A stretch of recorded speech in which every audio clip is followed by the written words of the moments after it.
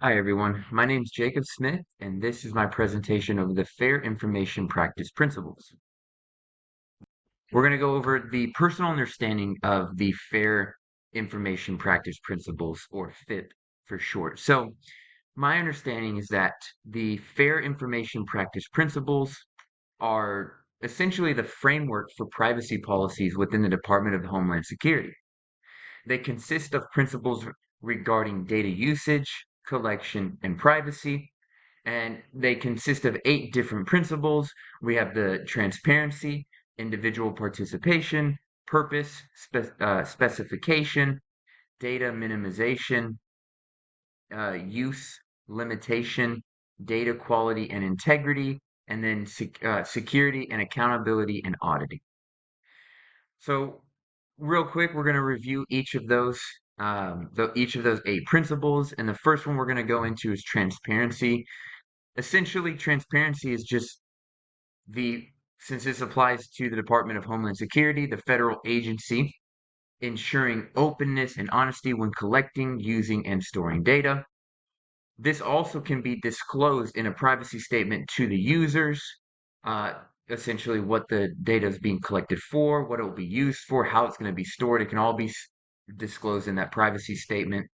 And it also provides users information on what their data will be collected and used for.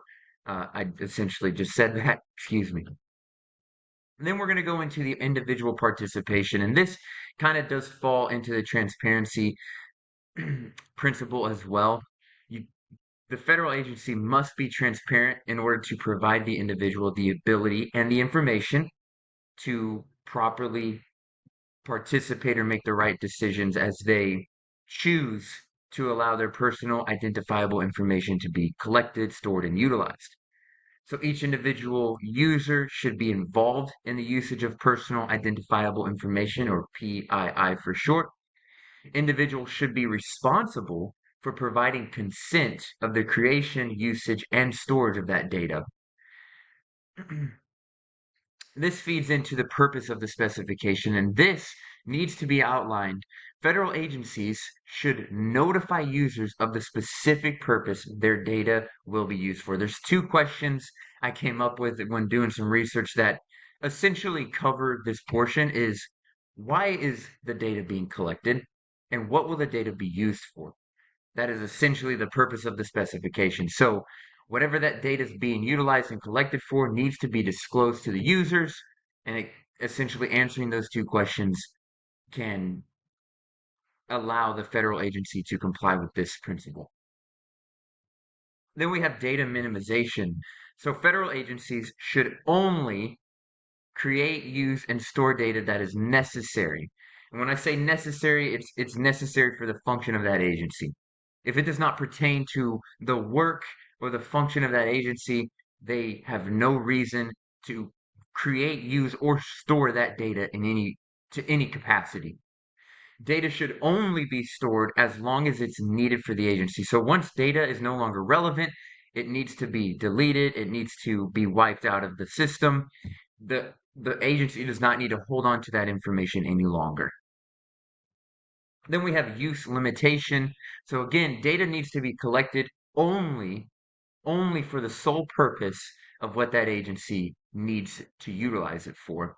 And then the usage of data must be legally authorized by the individual. So the data that's collected and the data that's used and stored should only be used for the sole purpose that the agency disclosed to the individuals. It should not be used for any illegal or unauthorized purposes. Then we have the data quality and integrity. Data collected must be relevant and damn it. Hi everyone, my name is Jacob Smith and this is my presentation of the Fair Information Practice Principles. Jumping right into things, we have my personal understanding of FIPP, or the Fair Information Practice Principles. Essentially, they are the framework for privacy policies within the Department of Homeland Security. They consist of principles regarding data usage, collection, and privacy.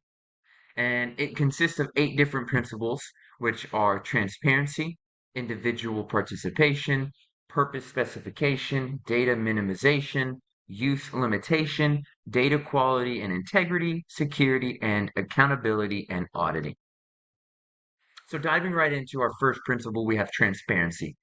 Transparency essentially ensures the complete openness and honesty when collecting, using, and storing data. This can be disclosed in a privacy statement, so the privacy statement that's sent to the individual should disclose what information is being collected and what is being used for. And then this also provides users information on what their data will be collected and used for. Excuse me, I just said that point.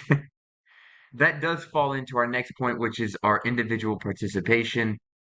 Being very transparent, and the federal agency being very transparent about its privacy statement, the usage of data, and the collection of data plays a major role in the choices and decisions that are made by individuals who choose to participate. So individual participation, each individual user should be involved in the usage of personal identifiable information, meaning they should provide consent of the creation, usage, and storage of data. They need to know, and they deserve, every individual user deserves the right to know exactly why their data is being collected, how it's being collected, and what data is being collected and what it will be used for. So that goes into the purpose of the specification, or purpose specification, excuse me. Federal agencies should notify users of the specific purpose their data will be used for. So there's two questions I came up with when doing some research that could simplify this principle, and allow agencies to comply to this principle. And that first question is, why is the data being collected? Why is it being collected? That sets forth the reason for needing the information. And then what would the data will be used for? It provides information to the individual of when that data is collected, what it's being used for, what it is being compiled for. Essentially, those two questions there can be answered, and provide the purpose of the specification for that information. Then we have data minimization. Federal agencies should only create, use, and store data that is necessary. Data should only be stored as long as it's needed. Federal agencies don't need more personal identifiable information than they need to actually, for the sole purpose of what they're trying to do. And they do not need that information if it no longer serves to their purpose. The use limitation. So essentially, this ties into data minimization.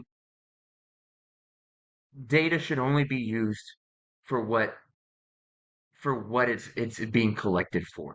So again, if we go back to that privacy statement, the federal agency should provide an individual with the reason for the collecting of data and what that data will be used for. That data, once it's legally authorized, should only be utilized for what it's been authorized to be used for.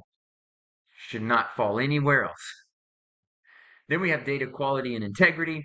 So this means that data is accurate, relevant, and complete. This provides a fairness for each individual user for all the data that is collected. We have security, which anything related to data or personal identifiable information should always have increased security. So federal agencies must establish security safeguards. Security protects data from being accessed, used, or modified by unauthorized users. And we'll get into a way that security can be provided through, or federal agencies can use this principle. And then we have accountability and auditing. And this is important because our checks and balances always need to be in place. So federal agencies must be held accountable for complying to each of these principles. Although there may not be consequences or fines for violating them, there does need to be an audit in place. So simply monitoring, auditing, and documenting compliance can help keep federal agencies on track. And then there needs to be a clearly defined set of roles and responsibilities when handling data. That way nothing is mishandled in any malicious way. So next we're going to dive into how they're compared, how the FIPPs are compared to other policies, laws, and regulations. And it really boils down to these three simple points. It These principles provide well-rounded guidelines to ensure the integrity and security of all data collected and used. So as we went through, it's it's providing accurate, untampered data, and it's providing security around that data so that that data stays secure. These principles are not required, therefore they do not impose fines if not in compliance. However, the core principles have been implemented into laws and policies on a global scale. I think a great example of this is the GDPR.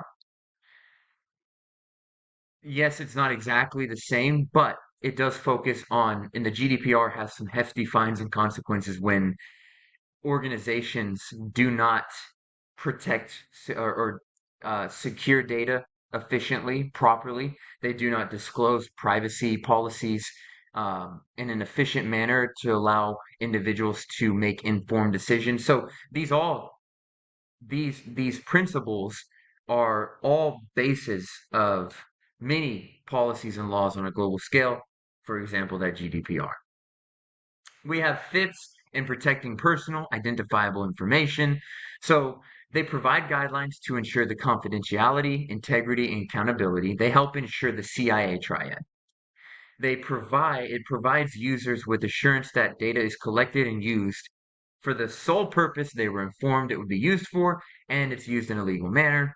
And then it also ensures that all data collected is accurate and only accessible by authorized users.